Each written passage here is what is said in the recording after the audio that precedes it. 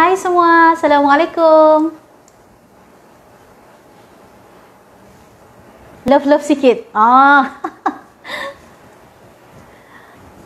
Okey rakan-rakan, kalau ada soalan-soalan boleh terus tinggalkan di ruangan komen ya. Santai-santai sambil hari ini saya share pengalaman saya 20 tahun belajar sampai saya boleh jadi doktor.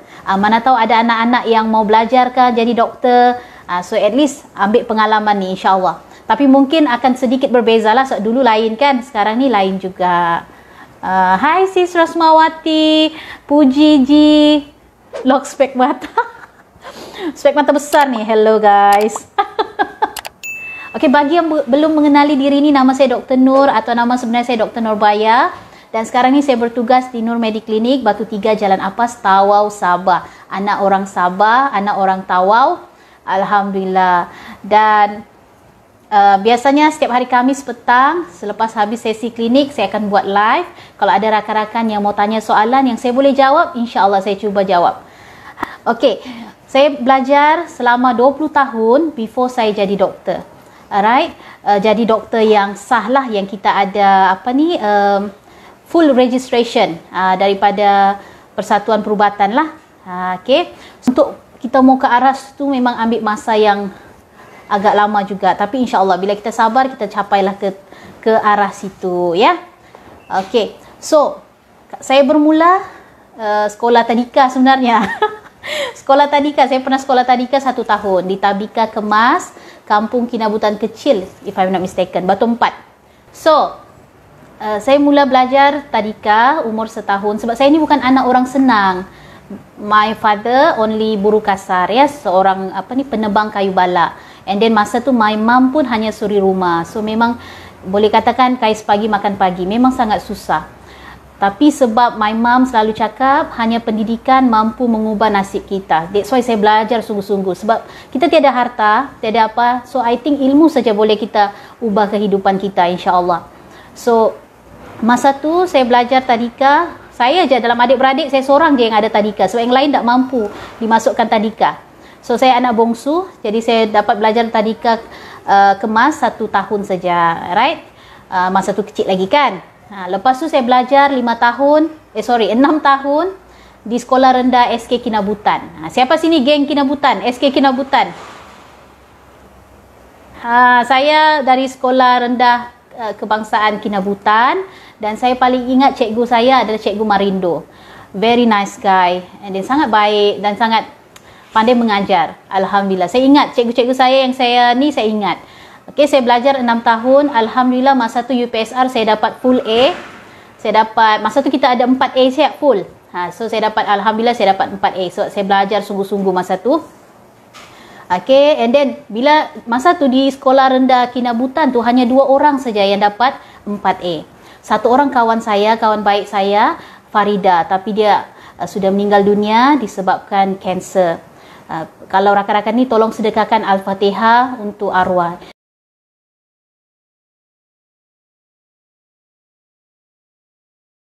She's very nice girl, very Islamic. InsyaAllah mudah-mudahan syurga lah bagi dia. Sangat baik, tidak pernah marah. Okey, kalau rakan-rakan ni kita ambil kesempatan sedikit berikan sedekah Al-Fatihah untuk arwah. Sebab saya selalu ingat, sebab dia kawan baik saya masa sekolah rendah. Sampai kami berjumpa di sekolah menengah. Tapi masa tu hanya saya seorang saja yang dapat sambung ke asrama penuh. Walaupun 2 orang yang dapat 4A, full A, tapi hanya seorang saya yang dapat tawaran masuk ke asrama penuh. Kalau dulu-dulu mau masuk asrama penuh ni, kena orang yang pandai-pandai je boleh masuk kan, ataupun ada, kalau zaman-zaman dulu kena orang yang berduit. Tapi lepas tu zaman-zaman kami ni kena yang betul-betul full A baru dapat masuk. Masa tu rezeki saya tidak pandai sangat, tapi rezeki saya dapat masuk sekolah menengah Sains Lahadatu. Okey, sekolah menengah Sains Lahadatu, dan masa tu saya belajar selama 5 tahun. Ini masa tu memang saya aktif sukan. Saya slim dulu ni, slim. Slim sebab aktif sukan. Saya main basketball, saya main bola jaring, saya main badminton, wakil sekolah semua. Alhamdulillah. Dan seronok lah, memang seronok. Kami satu sekolah ni macam adik-beradik. Sebab kami tidak ramai. Dalam batch kami, sekolah, masa saya tu sekolah menengah tu, setiap batch tu kita orang macam 60 lebih saja. sepanjang kelas tu. Dalam satu kelas kalau asrama penuh dulu 18 orang, 20 orang saja macam tu. Ya, so kita supaya cikgu-cikgu ni boleh fokus untuk kita dapat skor lah masa belajar. Alright, lepas tu 5 tahun saya dapat, masa tu saya tidak dapat, masa tu saya target 9A, saya target saya dapat full A. Tapi saya tidak dapat full A, quite disappointed juga, kecewa lah masa tu. Hi Sis Azrin, thank you for watching. Kak Wardah, Nina Ekong, Ana, share dulu perkongsian ni. Matau ada siapa-siapa anak mau jadi doktor? Okay, and then saya belajar, saya tidak dapat full A. Saya dapat 7A, 1B, 1C saja. Tapi bagi saya SPM tu bukanlah skala penentu juga ya. Kalau kita tidak sukses dapat full pun, kita boleh usaha lagi bila kita dapat masuk matrikulasi. So saya dapat tawaran matrikulasi masa tu di College Ibu Kota Kinabalu setahun. Masa tu belum ada lagi matrikulasi Labuan. Kita orang the last batch yang tumpang college orang lain lah. Masa tu saya memang struggle setahun, tiada handphone, tiadalah boyfriend ni, mana couple-couple, memang study saja. Saya ambil course Hayat. So, kalau kita mau jadi doktor, kita ambil yang berkaitan biologi. Alright. So, dia ada Hayat dan fizik. Kalau sekarang ni, saya tidak, dia beza sikit yang sekarang. Okay. Oh, sama saja. Hayat dengan fizik. Hayat dengan fizik. And then, kalau mau jadi doktor, pilihlah yang Hayat ataupun biologi. Alright. Lepas tu, belajar struggle. Alhamdulillah, Allah bagi rezeki, saya dapat 4 flat. Satu-satunya masa tu batch saya macam saya seorang je Muslim bahagian Hayat yang dapat 4 flat. Yang lain non-Muslim. Di KK kan banyak non-Muslim masa tu. Alhamdulillah saya dapat offer, saya dapat full grade tu. Tu saya cakap ilmu, kita kena struggle belajar. Kalau kita susah ke apa, kita struggle belajar so that kita boleh ubah kehidupan family kita. So kita tidak ada harta untuk diwarisi kan. So kita kena usaha. Masa tu saya dapat 4 flat. Saya first choice saya masa tu because my mom dia mau saya seorang anak dia ni jadi doktor. So saya tidak minat jadi doktor. Memang saya tidak minat. Sebab saya ni otak maths. Kalau korang bagi saya add maths, memang saya punya makanan tu. Orang matematik ni masuk biologi mana best? Kan tidak minat. And then saya struggle jugalah sebab my mom suruh, saya pilihlah. Masa tu pilihan orang tua masih. So saya dapat tawaran yang pertama, saya dapat Universiti Melaya. Memang saya minta perubatan. Rezeki, bukan senang mau dapat UM. Bagi saya semua ni bukan kehebatan dari saya. Itu semua rezeki Allah. Allah yang tentukan. So saya dapat Universiti Melaya. Saya study dalam Sarjana Muda Perubatan dan Pembedahan selama 5 tahun. Memang saya struggle sebab kita buat benda yang kita tidak minat. That's why my advice to parents, kita jangan paksa anak-anak kita sebenarnya. Pilihlah. Sebab saya keluar air mata, semua menangis, apa stres. Memang stres kita buat benda yang kita tidak minat. Okay, and then pilihlah. Kalau kita mau anak kita jadi doktor, dedahkan dia dari kecil tentang perubatan, macam tu. Kita dedahkan dia supaya dia minat sendiri.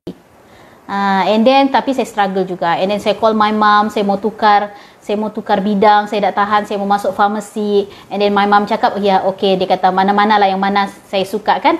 Tapi saya fikir balik. Apapun yang saya pilih, cabarannya tetap sama. Dia punya kesusahan tu tetap sama. Itu semua dari diri kita. So, saya try lagi. Saya usaha juga. Minat saya mula ada bila saya start jumpa pesakit. Bila saya start jumpa pesakit, barulah saya minat jadi doktor tu. Sebab dia masa the first tahun yang pertama dengan kedua ni, kita hanya belajar teori. So, bayangkan kita banyak sangat menghafal anatomi, nama-nama organ-organ badan semua tu. Memang agak susah orang yang tidak minat biologi macam saya. Orang lain hebat semua, kawan-kawan saya semua hebat-hebat. Okay, itulah. And then saya teruskan juga usaha. Alhamdulillah, saya berjaya jadi, saya selesaikan semua 5 tahun tu. Dan Alhamdulillah, minat tu mula dipupuk. Maksudnya di sini, minat tu kita boleh pupuk. Okay, rakan-rakan boleh dengar ke ni? Boleh dengar? Love dulu bah. Nanti saya shock cerita sendiri pula ni. Love dulu, like dulu, share dulu. Okay, habis 5 tahun belajar. Masa tu kita akan belajar, dia macam ni. Dalam masa saya tu, 2 tahun tu kita more on teori, banyak belajar teori semua, anatomy, kita belajar fisiologi, normal badan dulu, and then after that baru kita start belajar pathology yang tidak normal, penyakit-penyakit tu. Okay, and then bila masuk tahun ketiga, keempat, kelima, kita sudah start dia jumpa pesakit. And then kita ada case kena present dengan kita punya professor, kita punya lecturer, kena present. Ada bah. Thank you guys. Okay, kita present lah. Bayangkan saya ni tidak pandai English. Saya dari sekolah dulu saya tidak pandai English. And then saya belajar masuk medik, baru saya belajar English. Bayangkan buku teks semua English. That's why kita kena train anak-anak kita second language, English. So that bila dia masuk universiti dia tidak struggle. Macam saya struggle, serius. Sampai saya terpaksa beli buku medik tu bahasa Melayu. Tapi sekarang kalau saya baca buku bahasa Melayu, saya pun kurang faham sudah. Kita sudah terdedah dengan English. Ya. Hai Sis Joanna, Waalaikumsalam. Bestnya dengar cerita doktor ni. Alhamdulillah, thank you. Just for sharing, ya. So, saya anak orang susah. Maksudnya walaupun kita susah macam mana, insya-Allah kita boleh berusaha jadi doktor ataupun apa-apa bidang yang kita mau. Ya, rezeki tu tetap ada. Rezeki tidak pernah salah alamat. Tapi bila kita dapat rezeki tu, kena buat kebaikan lah. Jangan disalahgunakan, jangan sombong. Allah boleh tarik rezeki kita bila-bila masa. Okay, so after saya habis, saya dapat grade 5 tahun, Alhamdulillah, daripada Universiti Melaya. Lepas tu saya jadi doktor pelatih siswaza. Masa doktor latihan siswaza ni, kami adalah perintis, batch saya perintis 2 tahun. Dulu jadi doktor pelatih setahun saja. Tapi masa saya, kami first batch dapat 2 tahun, kita training lah kecemasan, kita akan lalu ward tulang, ward bersalin, ward ONG semua, surgical, pembedahan semua kita akan lalui untuk kita belajar. So masa itulah kena tahan, memang kena tahan maki lah. Kena tahan maki, kena tahan tengking. Alright, kena tahan dimalukan, dijerit-jerit, itu biasa. Tapi ramai ada certain kawan saya ataupun junior saya, dia sampai stres. Sampai jumpa, ya Sis Fandas, buku teks semua English. Yes, semua English. Ada yang Melayu lah tapi susah semua dapat. Okay, kita kena tahan, basically tahan banting lah masuk ni. Tapi kita kena set dalam otak kita, namanya juga kita belajar kan. Bagus lagi kita dimarah-marah masa kita belajar berbanding kita sudah jadi doktor. Kan? Jadi kita dimarah, dimaki itu biasa. Itu adalah proses pembelajaran. Tapi saya rasa sekarang ni doktor-doktornya makin baik-baik. Masa zaman saya memang Allahu alam. Tapi during that time saya sudah set dalam otak saya tidak akan jadi macam tu, insya-Allah. Sebab bagi saya benda yang kita tidak suka jangan kita buat dengan orang. Tapi ada certain orang benda yang dia tidak suka dia cakap saya kena buat juga dengan junior saya begini. So biar dia rasa apa yang saya rasa. It's up to you guys. But for me, apa benda yang saya tidak suka saya tidak akan buat dengan orang, insya-Allah. Okay, so itu pengalaman. So kita akan dimarah apa semua tapi kita belajar. So 2 tahun ni kita belajar. Nobody is perfect. Saya bukanlah macam ni masa saya dulu. Ya, saya pun kadang-kadang datang lambat, kena marah, ialah penat kan. Bayangkan, saya jadi doktor pelatih masa tu, saya boleh kerja tanpa henti 36 jam. Bayangkan. Sekarang doktor sekarang ni saya tengok much better dorang shift. Zaman kami doktor tidak cukup, so kami terpaksa kerja 36 jam tanpa henti. Start daripada kerja biasa sampai kita kena on call. Memang penat, sangat penat.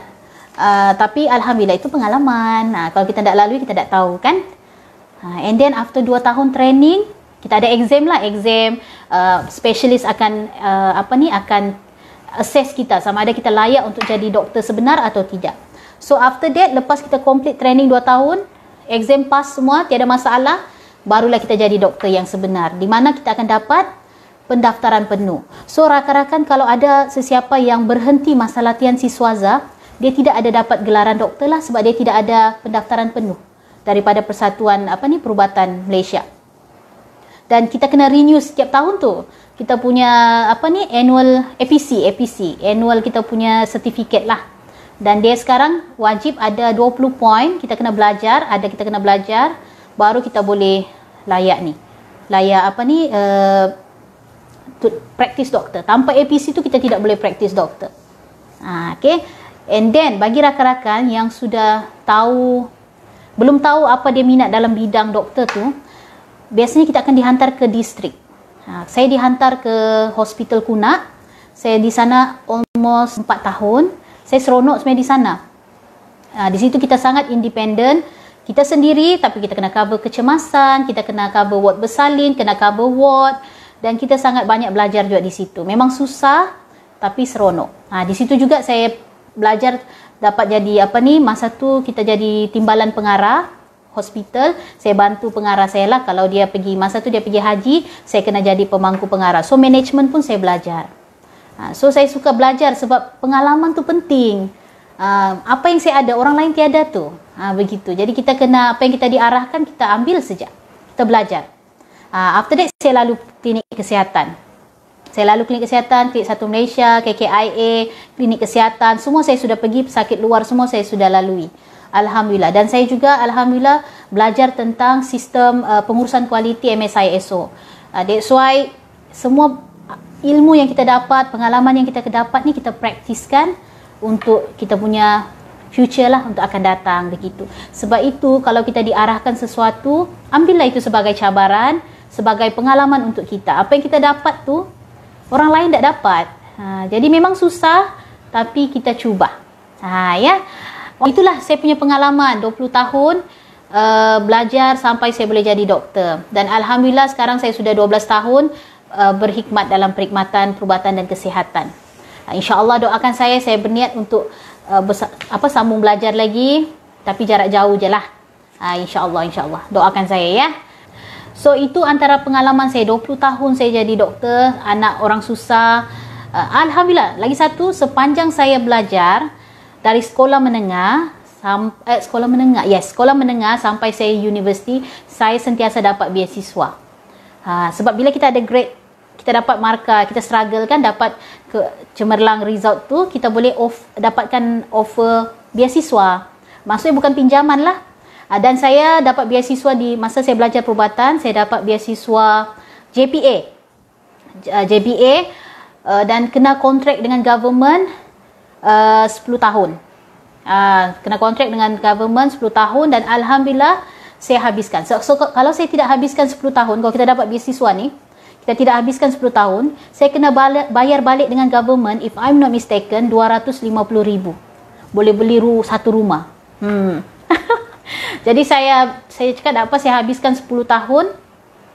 Di sepanjang 10 tahun tu saya cari pengalaman, saya cari ilmu. Barulah saya resign. Resign, saya buka klinik bersama rakan partner Nur Mediclinic. Alhamdulillah. So itu saja perkongsian saya hari ini. Terima kasih semua yang joining live. Alhamdulillah.